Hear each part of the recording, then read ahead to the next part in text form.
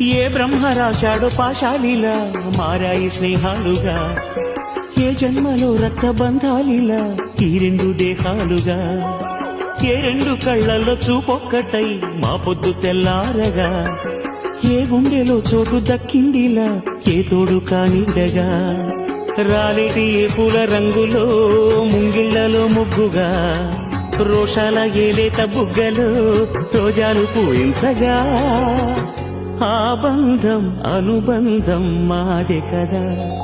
చిన్ని చిన్ని ఈ పువ్వులు చూసి జాబిలి నవ్వింది, సిరి వెన్నెల జల్లింది.